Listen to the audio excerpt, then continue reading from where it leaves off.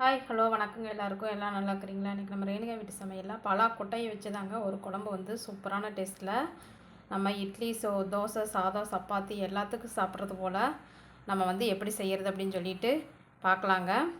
பாருங்க, அதுக்கு பலாக்கொட்டை வந்து நான் எடுத்து வச்சுக்கிறேங்க. இதை வந்து நம்ம வறுத்து எடுத்துக்கலாங்க. ஒரு பேனில் சேர்த்துட்டு இதை வறுத்துக்கலாங்க. நான் வந்து ஒரு இண்டக்ஷன் ஸ்டவ்வில் வச்சு வறுத்துக்கிறேங்க. நீங்கள் வந்து கேஸ்லேயே கூட வறுத்துக்கலாங்க. நல்லா வந்து சூடாகி அந்த தோல் வந்து நம்மளுக்கு பிரிஞ்சு வரக்கு ஈஸியாக இருக்குங்க. அந்த ஸ்டேஜ் வரைக்கும் நம்ம வறுத்துக்கணுங்க.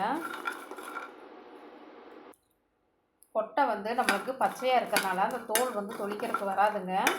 இது போல் நம்ம வறுத்துட்டோம்னா ஈஸியாக வந்து நம்ம தோல் வந்து அந்த ஈரப்பதம் கொஞ்சம் வற்றி நம்மளுக்கு சுருக்குடுங்க. இப்போ தொளிச்சு எடுக்கிறதுக்கு வந்து நம்மளுக்கு ஈஸியாக வந்து வந்துடுங்க. கொட்டையும் வந்து நம்மளுக்கு பாதி அளவுக்கு மேலேயே வெந்து வந்துடுங்க நல்லா. அதனால் வேகிறது நம்மளுக்கு சீக்கிரமாக வந்து வெந்துடுங்க. சாப்பிட்றதுக்கும் வந்து நல்லா ஒரு டேஸ்ட் கொடுக்குங்க. வறுத்து நம்ம போட்டோம்னா ஒரு நல்ல ஃப்ளேவரும் டேஸ்ட்டும் இருக்குங்க வறுக்கிறப்ப.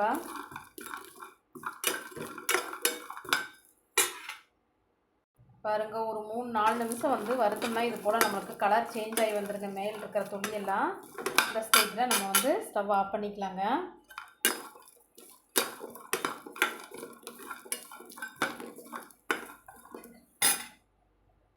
இதை வந்து நம்ம எடுத்து தனியாக கொட்டிக்கலாங்க. சூடு ஆறி வரட்டுங்க. ஒரு தட்டில் தனியாக கொட்டி வச்சிடலாங்க. இப்போ அந்த ஃபேனை அப்படியே வந்து நம்ம அடுப்பில் வச்சுட்டு அடுப்பை ஆன் பண்ணிக்கலாங்க. இப்போ ஏற்கனவே நம்மளுக்கு ஃபேன் வந்து சூடாக இருக்கிறனால சீக்கிரமாக சூடாயிருங்க. அதில் வந்து ஒரு 2 ஸ்பூன் அளவுக்கு நம்ம ஆயில் சேர்த்துக்கலாங்க.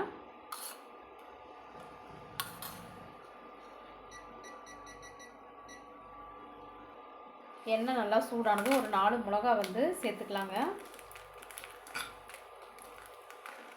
எனக்கு நல்லா அடுப்பு சூடாக இருக்கனால நான் ஆஃப் பண்ணிக்கிறேங்க. இது கூடவே கொஞ்சமாக வெங்காயம் வந்து சேர்த்துக்கலாங்க. ஒரு கைப்பிடி அளவுக்கு வெங்காயம் சேர்த்து வதக்கலாங்க. இது கூடவே ஒரு 10-20 வெந்தயம் வந்து சேர்த்திக்கலாங்க. கொஞ்சமாக கல்பாசி, சின்ன துண்டு பட்டை, 1 இன்ச் அளவுக்கு பட்டைங்க, 2 கிராம்பு, இது எல்லாத்தையுமே சேர்த்து நம்ம வதக்கலாங்க.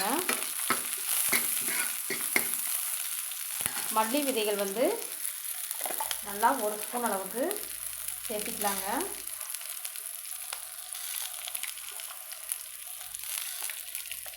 சீரகம் வந்து ஒரு 1/2 ஸ்பூன் அளவுக்கு சேர்த்திக்கலாங்க.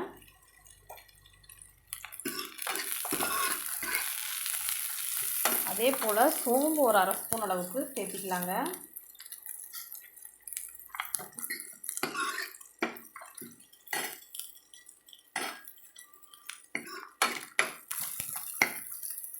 கருகிடாமல் மிதமான சூட்லேயே வறுத்துக்கணுங்க. எனக்கு இது வந்து எல்லா பாத்திரமும் வைக்கிற இண்டக்ஷன் ஸ்டவ்வுங்க. அதனால் வந்து சீக்கிரமாக நல்லா ஹீட்டாங்க. கருவேப்பிலைகள் வந்து சேர்த்திக்கலாங்க. அதனால் ஹீட் அதிகமானால் நான் வந்து ஸ்டவ் ஆஃப் பண்ணிக்கோங்க. நீங்கள் கேஸ் ஸ்டவ்வில் வச்சிங்கன்னா ஒரே மிதமான சூட்டில் வச்சு மீடியம் சைஸில் வச்சு வறுத்துக்கோங்க. இப்போது நம்மளுக்கு எல்லாமே வறுவட்டு வந்துருச்சுங்க. அந்த வெங்காயம் எல்லாமே பொன்னிறமாக வதங்கிடுச்சுங்க. நம்ம ஸ்டவ் ஆஃப் பண்ணிவிட்டு இது வெளியே எடுத்துக்கலாங்க. இது நல்லா சூடு ஆறட்டுங்க. இது கூட இன்னும் என்னென்ன சேர்த்தி நம்ம வந்து அரைக்கலாம் அப்படிங்கிறத நான் சொல்கிறேங்க. இது கூடவே நம்ம கொஞ்சமாக ஒரு ஸ்பூன் அளவுக்கு, ஒரு சின்ன ஸ்பூன் 1/2 ஸ்பூன் அளவுக்கு வருங்க கசகசா வந்து சேர்த்துக்கிறேங்க.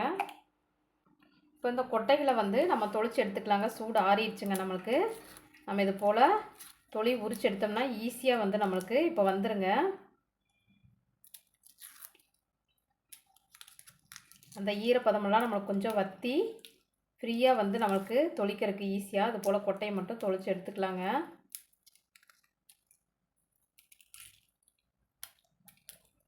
பாருங்கள், அந்த கெட்டியான பகுதி வந்து நம்ம பிரித்து எடுத்தோம்னா இது போல் ஈஸியாக நம்மளுக்கு எல்லா கொட்டையுமே டக்குன்னு உரிச்சு எடுத்துடலாங்க. இது உரிச்சிட்டு நான் காட்டுறேங்க. பாருங்கள், எல்லா கொட்டையும் இது போல் உரிச்சு எடுத்தாச்சுங்க. இது இப்போ நம்ம ஒரு குக்கரில் சேர்த்து, உங்கள் குக்கர் வந்து விசில் வந்து எப்படி வந்தால் வேகுமோ அதை போல் பொறுத்து விசில் விட்டு, ஒரு விசிலோ 2 விசிலோ அதை பொறுத்து நீங்கள் வந்து வேக வச்சு எடுத்துக்கோங்க. அது முங்குற அளவுக்கு கொஞ்சமாக தண்ணி சேர்த்தா போதுங்க. நம்ம மூடி விசில் போட்டு நான் வந்து ஒரு 2 விசில் விட்டு எடுத்துக்கிறேங்க. இப்போது நம்மளுக்கு வறுத்து வச்சுக்கிற மசாலா பொருட்கள்லாம் சூடு வந்து ஆறிடுச்சுங்க. நம்ம ஒரு மிக்ஸி ஜாரில் வந்து இது எல்லாம் சேர்த்துக்கலாங்க.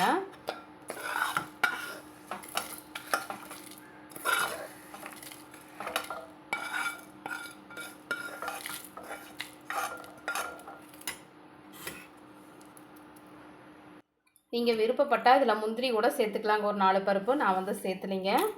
நீங்கள் குழம்பு அதிகமாக வேணும், கிரேவி மாதிரி நிறைய வேணும் அப்படின்னு நினச்சிங்கன்னா ஒரு 4-5 முந்திரி கூட சேர்த்துக்கலாங்க இதில். இப்போ இது கூடவே ஒரு 1/4 ஸ்பூன் அளவுக்கு மஞ்சள் தூள் வந்து சேர்த்திக்கலாங்க.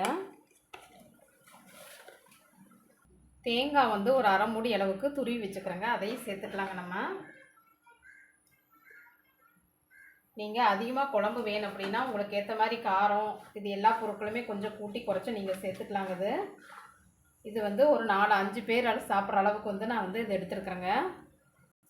இது எல்லாத்தையும் நம்ம தண்ணி சேர்த்து எப்போவும் மசாலா எப்படி அரைப்போமோ அது போல் வந்து நைஸாக அரைச்சி எடுத்துக்கலாங்க. இப்போ தேவையான அளவு இதில் வந்து நான் தண்ணி சேர்த்துட்டேங்க, ஒரு 1/2 டம்ளருக்கு.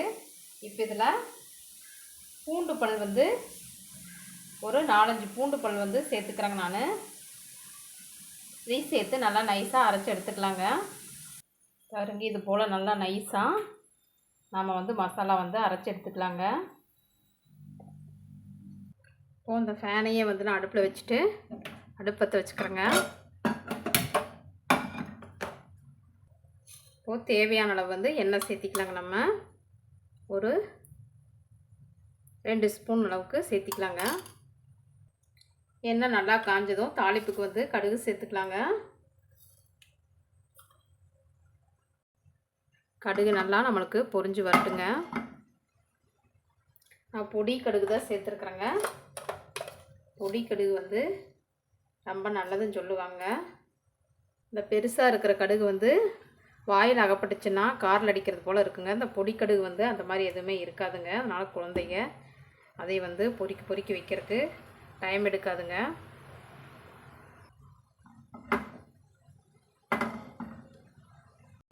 இப்போது கடுகு நம்மளுக்கு பொரிஞ்சு வருதுங்க.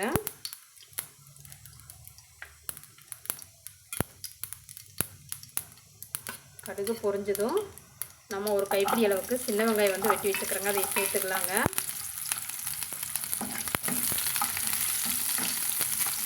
கொஞ்சமாக கருவேப்பிலையும் சேர்த்துக்கலாங்க.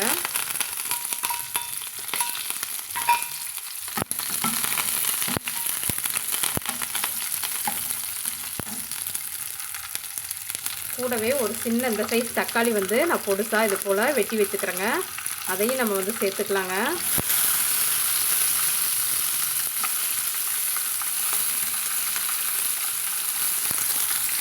சேர்த்து நல்லா வதக்கிட்டுக்கலாங்க. நம்ம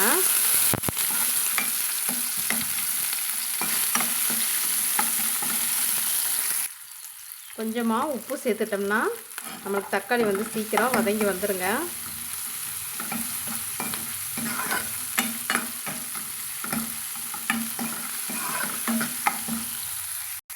இப்போது ஒரு 2 நிமிஷத்துலேயே நம்மளுக்கு நல்லா தக்காளி வதங்கி வந்துருச்சுங்க, மசிகிற அளவுக்கு.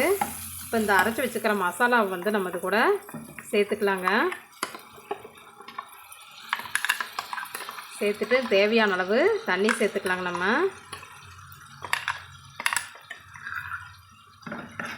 கலந்து விட்டுட்டு இந்த ஜார்லேயும் தண்ணி சேர்த்து நான் சேர்த்துக்கிறேங்க. மனம் இப்போவே நம்ம தாளித்து விட்டோன்னே அந்த மசால் மனம் வந்து நல்லா கறி குழம்பு போல் அவ்வளோ மனம் வந்து வருதுங்க.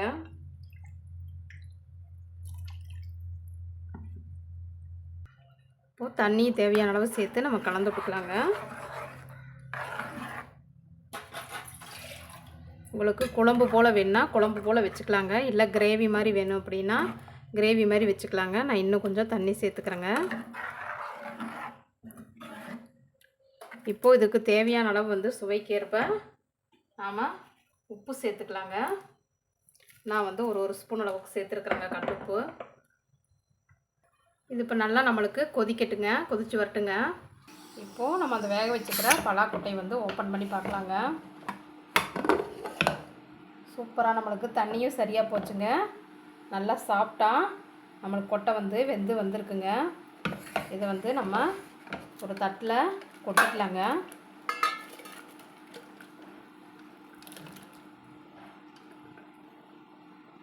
பாருங்கள், அந்த தண்ணி எப்போ வந்து அந்த அளவுக்கு தான் இருந்துச்சுங்க.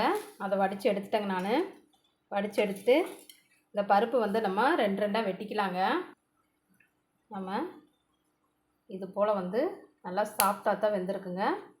கத்தி இப்படி நம்ம வச்சாலே வந்து ரெண்டாக ஈஸியாக வெட்டி வந்துடுங்க.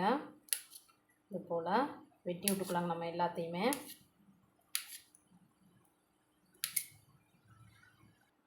பாருங்கள், எல்லா கொட்டைகளும் இது போல் நம்ம ரெண்டாக வெட்டி எடுத்தாச்சுங்க.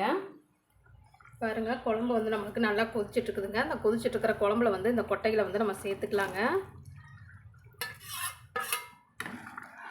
சேர்த்து நல்லா கலந்து விட்டுலாங்க. அப்போ தான் அதில் மசாலா, உப்பு, காரமெல்லாம் வந்து நம்மளுக்கு நல்லா பிடிக்குங்க. இது நல்லா ஒரு 2-3 நிமிஷத்துக்கு கொதிக்கட்டுங்க. இப்போ நல்லா ஒரு 2-3 நிமிஷம் கொதிச்சதையும் வந்து நான் வீட்டில் வந்து அரைச்ச கரம் மசாலா தூள் வந்து பட்டை, கிராம்பு, ஏலக்காய், ஜாதிபத்திரி, ஜாதிக்காயெல்லாம் சேர்த்து அரைச்சதுங்க. அது வந்து ஒரு பிஞ்ச் அளவுக்கு நான் வந்து இது கூட சேர்த்துக்கிறேங்க. இது ஒரு கூடுதல் மணமும் நல்லா ஒரு ரிச்சான ஒரு மணத்தையும் கொடுக்குங்குது. ஒரு சுவையும் மணமும் இதில் வந்து நம்மளுக்கு எக்ஸ்ட்ராவாக கொடுக்குங்க. இந்த பொடி சேர்த்துறப்ப நம்ம கடையில் வாங்குகிற கரம் மசாலா வந்து சேர்த்தக்கூடாதுங்க. அது வந்து ஒரு பச்சை வாடை வர மாதிரி வருங்க. இது நான் வந்து எல்லா பொருளையும் வறுத்து ட்ரை பேனில் வந்து ட்ரையாக வறுத்து எண்ணெய் இல்லாமல் அதுக்கப்புறம் அரைச்சி வச்சுக்கிறேங்க ஹோம்மேடு முறையில். நல்லா ஒரு 3-4 நிமிஷத்துக்கு வந்து நல்லா கொதித்து வரட்டுங்க, எண்ணெய் பிரிஞ்சு வர அளவுக்கு. அப்பப்போ இடையில வந்து கலந்து விட்டுக்கோங்க. ஏன்னா நம்ம வந்து பருப்பு சேர்த்துருக்கறனால கீழே வந்து கெட்டிப்பட்டு அடி பிடிக்கிறதுக்கு வாய்ப்பு இருக்குங்க. அதனால் அப்பப்போ ஒரு தடவை கலந்து விட்டுருணுங்க. ஒரு 3-4 நிமிஷம் நமக்கு கொதி வந்ததும் இந்த பச்சை வாசனையெல்லாம் போன பின்னாடி ஸ்டவ் ஆஃப் பண்ணிக்கலாங்க. நம்ம பாருங்கள், சுவையான சூப்பராக நம்மளுக்கு பலாக்கொட்டை குழம்பு வந்து ரெடி ஆயிடுச்சுங்க. இது போல் நீங்களும் உங்கள் வீட்டில் செஞ்சு சாப்பிட்டு பார்த்துட்டு எப்படி இருந்துச்சு அப்படின்னு சொல்லிட்டு கிரேவி போல் வேணாலும் இன்னும் ட்ரையாக வேணாலும் நீங்கள் செஞ்சுக்கலாங்க. இன்னும் தண்ணியாட்ட குழம்பு மாதிரி வேணாலும் செஞ்சுக்கலாங்க. எப்படி வேணாலும் வச்சுக்கலாங்க. இதே போல் நீங்களும் செஞ்சு சாப்பிட்டு பார்த்துட்டு எப்படி இருந்துச்சு அப்படின்னு சொல்லிட்டு கமெண்ட் பண்ணுங்கள், ஷேர் பண்ணுங்கள், சப்ஸ்கிரைப் பண்ணுங்கள்.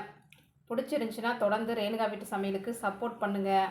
நன்றிங்க. நாளைக்கு இன்னொரு சமையலில் நாம் சந்திக்கலாங்க.